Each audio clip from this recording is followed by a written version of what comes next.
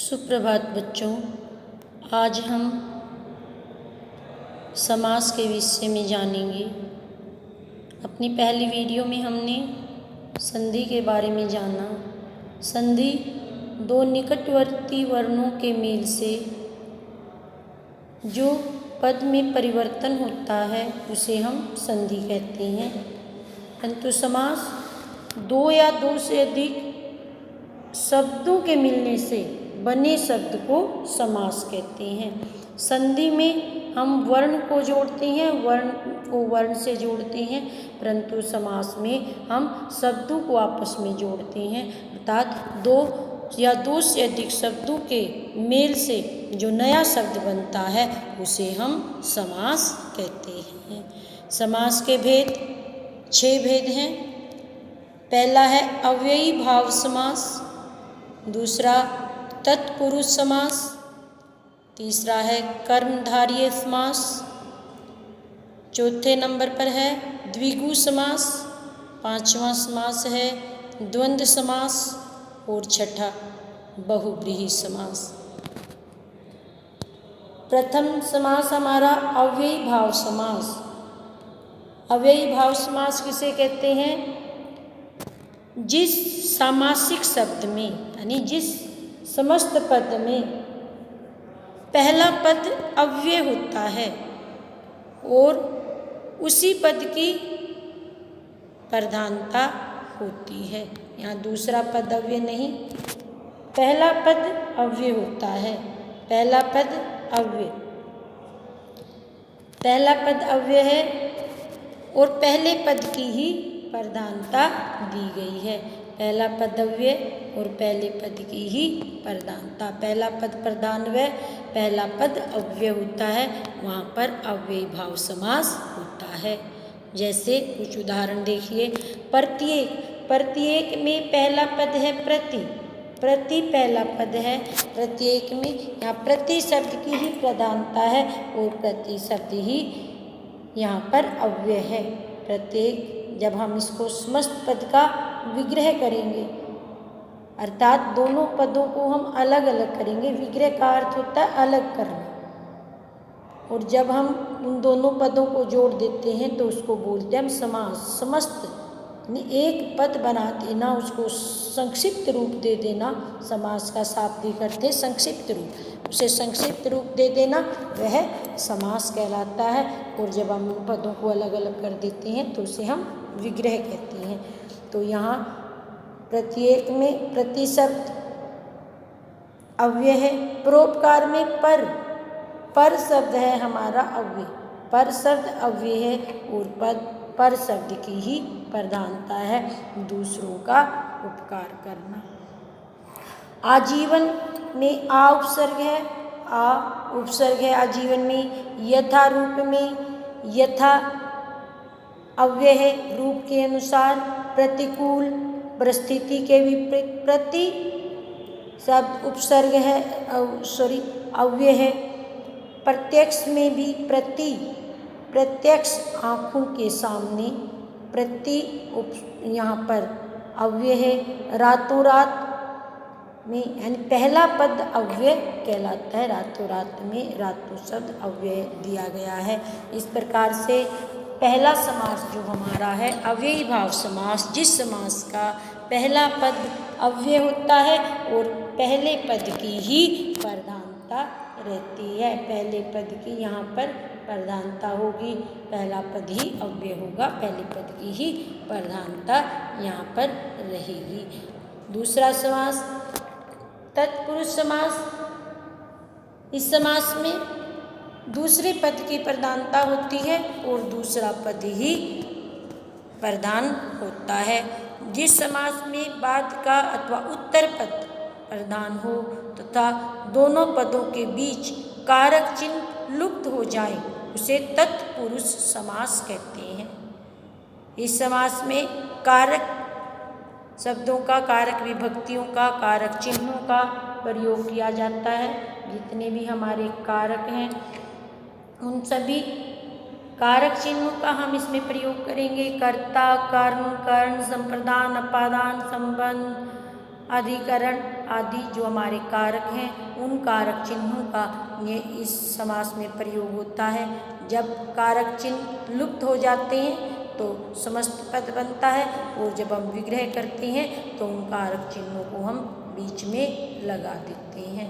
यहीं पर परिभाषा में बताया गया है कि जब दोनों पदों के बीच के कारक चिन्ह लुप्त हो जाते हैं तो उसे हम तत्पुरुष समास कहते हैं। जैसे पहला दिया तुलसी कृत, तुलसी से कृत, तुलसी के द्वारा कृत, यहाँ पर करण तत्पुरुष समास है, तृतीया विभक्ति का प्रयोग किया गया है, करण तत्पुरुष समास है। सराहत, सर से आहत, सराहत सर से आहत तत् बाणों से आहत। अब कारक चिन्ह दिए गए हैं। पहला है कर्ता, कर्ता कारक का चिन्ह होता है नि, कर्ता कारक का चिन्ह नि, कर्म को करण से के द्वारा, जहाँ पर किसी को साधन के रूप में प्रयोग किया जाए। कर्ता हम किसे कहते हैं? काम के करने वाले को कर्ता कहा जाता है, और काम का प्रभाव जिस पर पड़ता है वह कर्म होता है। करण, कर्ता जिसके द्वारा कार्य करता है, अर्थात कर्ता जिसको साधन के रूप में प्रयोग करता है उसे हम कर्म कहते हैं। संप्रदान के लिए, कर्ता जिसके लिए काम करता है, जैसे मैं पढ़ने के लिए विद्यालय आता हूँ, मैं पढ़ाने के लिए विद्यालय आती हूँ, इस प्रकार के लिए। बालक खेलने के लिए मैदान में जाता है, जहाँ किसी कर्ता जिस कार्य के लिए, जिसके लिए कोई कार्य करता है, कर्ता उसको हम संप्रदान कारक कहते हैं। इससे आगे है अपादान, अपादान जहाँ अलग होना पाया जाए, यहाँ जुदाई हो, अलग होना पाया जाए, वहाँ पर अपादान कारक होता है। जिससे अलग हो रहे होते हैं वहाँ पर अपादान कारक होता है। जैसे वृक्ष से पत्ते गिरते हैं, पत्ते कहाँ से गिरते हैं? वृक्ष से, तो वृक्ष से इसमें जो है अपादान कारक होगा, इसके साथ से चिन्ह का प्रयोग किया जाएगा। संबंध कारक है, वहाँ पर का, के, की, रा, रे, री, ये भी चिन्ह होते हैं। रा, रे, री, रा, रे, री। जैसे मेरा, मेरी, हमारा, हमारी, हमारे, उनका, उनकी, उनके, तुम्हारा, तुम्हारी, तुम्हारे, इस प्रकार के जो शब्द हैं, तुम्हारा पेन, तुम्हारी पुस्तक, हमारा घर, हमारे खेत, हमारा विद्यालय, मेरा घर, इस प्रकार के जो वाक्य हैं वहाँ पर संबंध, मेरे पिताजी, मेरी बहन, उनका भाई, उसकी पुस्तक, इस प्रकार के जो शब्द हैं वहाँ पर संबंध दर्शाया जाता है और वह संबंध कारक कहलाता है। अधिकरण जहाँ आधार के रूप में प्रयोग किया जाए वहाँ अधिकरण कारक होता है। जैसे कमरे में सामान रख दो, मेज पर गिलास रखा है, इस प्रकार के जो वाक्य हैं वहाँ में पर आदि शब्दों का प्रयोग होता है, वह अधिकरण। अधिकरण यानी आधार के रूप में जहाँ प्रयोग किया जाए, कर्ता जिसको आधार के रूप में प्रयोग करे वहाँ अधिकरण कारक कहलाता है। संबोधन, किसी को संबोधित करना, पुकारना, अरे जी, ओ जी, हाँ जी, इस प्रकार के जब शब्द हम प्रयोग करते हैं तो वहाँ पर संबोधन कारक होता है। ये हमारे कारक चिन्ह हैं। इन्हीं के आधार पर हमारे कारक चिन्ह के आधार पर समास, तत्पुरुष समास के नाम हैं। तत्पुरुष समास के जो भेद दिए गए हैं वो इस प्रकार से हैं, 6 भेद हैं। कर्म तत्पुरुष, करण तत्पुरुष, उसके बाद है हमारे संप्रदान तत्पुरुष, अपादान तत्पुरुष, संबंध तत्पुरुष, अधिकरण तत्पुरुष। पहला जो हमारा तत्पुरुष समास का भेद है वो है कर्म तत्पुरुष समास, जिसमें द्वितीय विभक्ति का प्रयोग किया जाता है, द्वितीय तत्पुरुष समास भी जिसको हम कहते हैं। इसमें सामासिक पदों में कर्म कारक की विभक्ति को विभक्ति चिन्ह है, अभी हमने पीछे पढ़ा है, को विभक्ति चिन्ह है। इस विभक्ति चिन्ह को का लोप हो जाता है। जैसे मनोहर, मनोहर शब्द जो दिया हुआ है इसमें है मन को हरने वाला, तो यहाँ पर जो को कारक चिन्ह है उसका लोप हो जाता है, मन को हरने वाला। रथ चालक, रथ को चलाने वाला, यहाँ जो दिया हुआ है रथ को चलाने वाला, को चिन्ह, रथ को चलाने वाला को चिन्ह का विलोप हो जाता है। जेब कतरा, जेब को काटने वाला, जेब को कतरने वाला, उसे हम जेब कतरा कहते हैं। तो यहाँ तीनों ही उदाहरण में आप देखोगे को चिन्ह का प्रयोग किया गया है, और जब ये को चिन्ह लुप्त हो जाता है, हट जाता है, तो कर्म तत्पुरुष समास बनता है।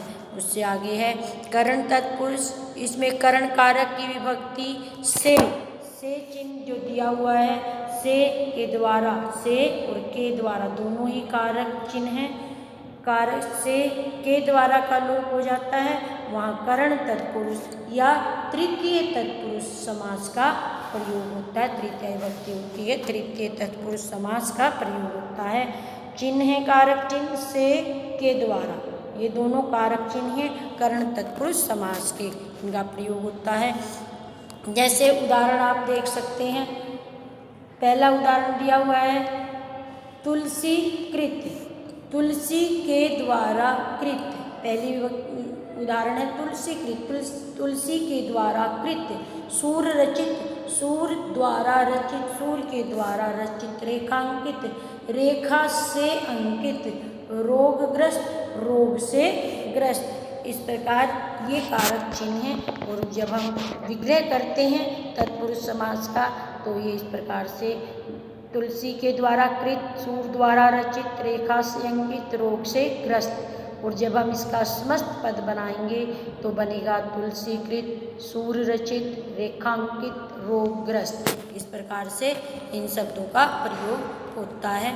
उसके बाद है तीसरा जो हमारा कारक है वो है संप्रदान तत्पुरुष, यानी चतुर्थ तत्पुरुष समास, जिसमें चतुर्थी विभक्ति का प्रयोग होता है। इस समास में कर्ता जिसके लिए कार्य करता है वहाँ पर संप्रदान तत्पुरुष समास होता है। यहाँ दिया गया है सामाजिक पदों में संप्रदान कारक की विभक्ति के लिए का लोप हो जाता है, के लिए लुप्त हो जाती है। जैसे उदाहरण दिए गए हैं विद्यालय, विद्या के लिए आलय, विद्या के लिए आलय। पुत्र सो, पुत्र के लिए सो। रसोईघर, रसोई के लिए घर। उदाहरण देख सकते हैं, के लिए कारक चिन्ह का प्रयोग किया गया है। सभा भवन, सभा के लिए भवन। बैलगाड़ी, बैल के लिए गाड़ी। ये सभी संप्रदान तत्पुरुष के उदाहरण हैं। इससे आगे जो कारक है वो है अपादान तत्पुरुष समास। अपादान तत्पुरुष समास जिसमें पंचमी विभक्ति का प्रयोग होता है, इसलिए हम इसको पंचम तत्पुरुष समास भी कहते हैं। इसमें अपादान कारक की विभक्ति से जहाँ अलग होना पाया जाए, से विभक्ति है जहाँ अलग होना पाया जाता है का भाव लुप्त हो जाती है। से कारक चिन्ह जो है वो करण तत्पुरुष समास में भी प्रयोग होता है और अपादान तत्पुरुश समास में भी से चिन्ह का प्रयोग हम करते हैं। लेकिन दोनों में अंतर क्या है? करण तत्पुरुष समास में से शब्द एक साधन के रूप में प्रयोग होता है, जबकि अपादान तत्पुरुष समास में से शब्द अलग होने का भाव लिए हुए प्रयुक्त होता है। इन दोनों के बीच का मुख्य अंतर इस प्रकार से है। जैसे दिया गया है धनहीन, धन से हीन यानी धन से अलग हुआ। पाप मुक्त, पाप से मुक्त, पाप से अलग हो चुका है। काम चोर, काम से जी चुराने वाला, गुणहीन गुण से हीन। तो ये से शब्द अलग होने के भाव को प्रकट करता है, इसलिए यहाँ पर जो है अपादान तत्पुरुष समास है। अब हस्तलिखित शब्द जैसे हमने पीछे किया, हस्तलिखित शब्द अगर आए तो ये क्या है, करण तत्पुरुष। क्यों? क्योंकि यहाँ पर चिन्ह क्या आएगा, से, हाथ से लिखित, हाथ से लिखित अर्थात साधन के रूप में से चिन्ह का प्रयोग यहाँ हम कर रहे हैं, इसलिए यहाँ पर करण तत्पुरुष है। और यहाँ जब हम प्रयोग करते हैं से चिन्ह का तो यहाँ पर अलग होने का भाव लिए हुए है, इसलिए यहाँ पर अपादान तत्पुरुष समास है। दोनों समास के बीच में कई बार पेपर के अंदर ये अंतर के लिए भी आ जाता है कि करण तत्पुरुष और अपादान तत्पुरुष में क्या अंतर है, तो हमने वहाँ पर ये जो है स्पष्ट करना होगा कि जहाँ पर साधन के रूप में से चिन्ह का प्रयोग आए वहाँ पर करण तत्पुरुष समास होगा, और जहाँ पर अलग होने का भाव लिए हुए से कारक चिन्ह आए वहाँ पर अपादान तत्पुरुष समास का प्रयोग किया जाता है। इसके बाद है संबंध तत्पुरुष समास, इसको हम षष्ठी तत्पुरुष समास भी कहते हैं। क्यों? क्योंकि इसमें षष्ठी भक्ति का प्रयोग किया जाता है।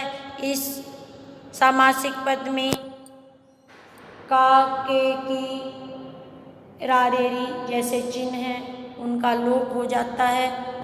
उदाहरण दिए गए हैं,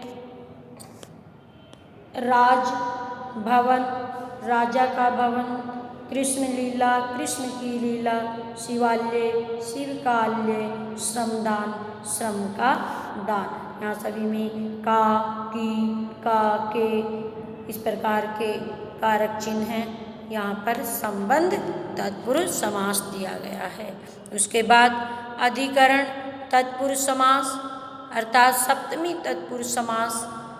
इस समास में कारक की विभक्ति में और पर, दोनों का ही में पर, दो कारक विभक्तियाँ यहाँ पर में और पर, ये दोनों लुप्त हो जाती है या तो वहाँ पर अधिकरण कारक तत्पुरुष का प्रयोग किया जाता है।